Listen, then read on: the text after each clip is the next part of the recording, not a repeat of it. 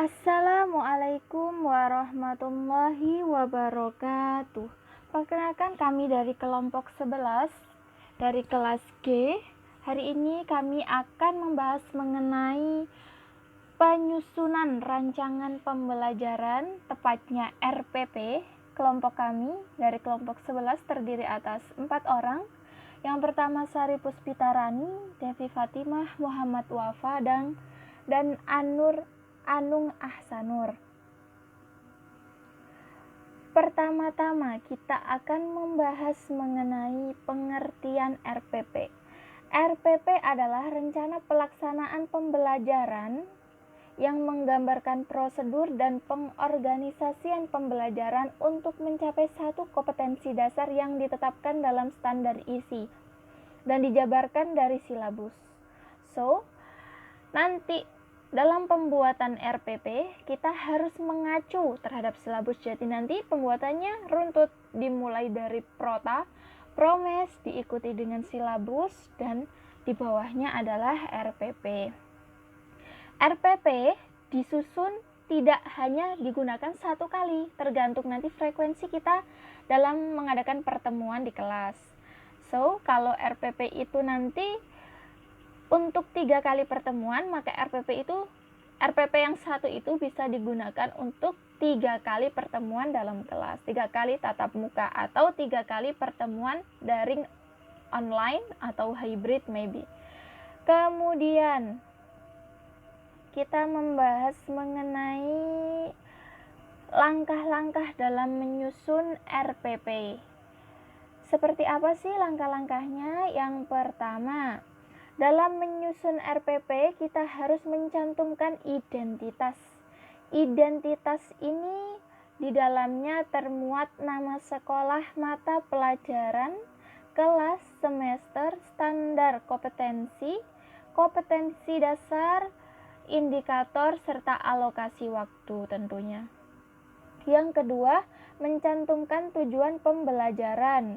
Yang ketiga, mencantumkan materi pembelajaran tentu yang nanti akan dimasukkan ke poin kompetensi dasar yang di sampingnya nanti diikuti indikator pencapaian. Kemudian mencantumkan metode dalam mengajar. Hal ini dilakukan agar nanti dalam pembelajaran jelas guru itu akan menyampaikan dengan metode seperti apa, dan nantinya siswa juga bisa beradaptasi dengan metode yang digunakan oleh guru tersebut. Selanjutnya adalah menjelaskan kegiatan pembelajaran. Yang pertama adalah pendahuluan, kemudian pokok pembelajaran, dan yang terakhir penutup. Memilih sumber belajar tentu. Sumber belajar yang digunakan tidak hanya satu. Artinya kalau memang dari sekolah disediakan buku paket atau LKS, guru hendaknya melakukan pengembangan.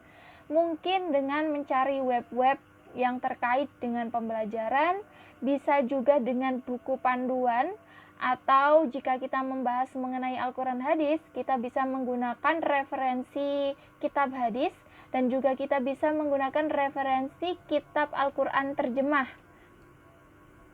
Berikutnya adalah menentukan penilaian, sumber penilaian. Penilaian seperti apa sih? Nanti kita jabarkan dengan teknik penilaian yang seperti apa kepada siswa itu. Apakah individual atau kelompok, atau dilakukan penilaian dengan cara langsung atau tidak langsung. Berikutnya kita membahas mengenai analisis RPP.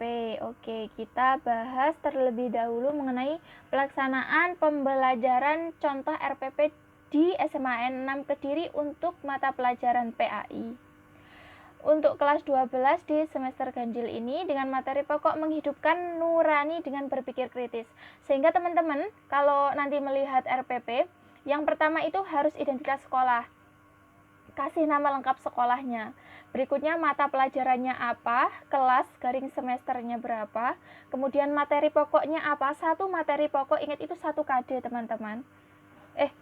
Itu 1 bab. Jadi satu bab itu nanti akan ada akan ada KI, terus kemudian KD. Nanti indikatornya teman-teman kembangkan sesuai dengan teori yang sudah kita pelajari di pembelajaran. Alokasi waktunya.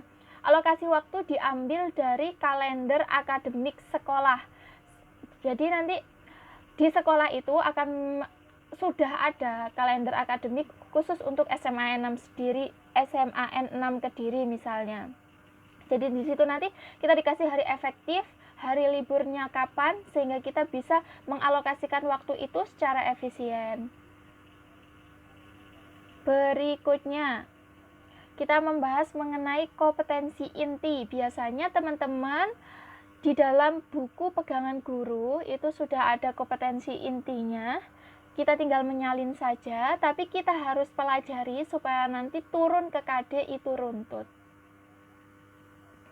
Berikutnya adalah memuat mengenai indikator pencapaian. Nah, di sini indikator pencapaiannya itu harus disesuaikan dengan kompetensi dasar. Kalau kompetensi dasarnya itu menggunakan C4, maka indikatornya gunakan C4. Boleh naik tapi jangan sampai turun, karena kalau ada penurunan berarti sekolah itu low gitu. Tapi kalau ada kenaikan boleh, biasanya digunakan untuk sekolah-sekolah mungkin yang ada label akselerasi dan sebagainya, atau sekolah rintisan internasional begitu, tapi yang masih milik negara atau negeri. Berikutnya tujuan pembelajaran. Di dalam tujuan pembelajaran ini memuat tentang untuk apa sih pembelajaran itu dilaksanakan gitu. Berikutnya untuk materi pembelajaran kita jelaskan secara rinci dari poin-poin yang terdapat di buku itu. Kita jelaskan di bagian materi pembelajaran. Berikutnya metode. Di dalam metode nanti akan ada 3 poin. Yang pertama pendekatan, yang kedua modal pembelajaran, dan yang ketiga adalah metode yang digunakan. Di poin F ada media pembelajaran. Di dalamnya terdapat media atau alat yang digunakan dalam melangsungkan pembelajaran tersebut, dan yang berikutnya ada bahan yang digunakan untuk melaksanakan pembelajaran. Yang G adalah sumber belajar, dan yang H adalah langkah-langkah pembelajaran seperti yang sudah kita jelaskan di awal tadi. Berikutnya, setelah mencantumkan langkah-langkah pembelajaran di paling bawah, nanti teman-teman untuk menyusun RPP-nya diberikan penilaian hasil pembelajaran. So, penilaiannya yang kita lakukan itu seperti apa?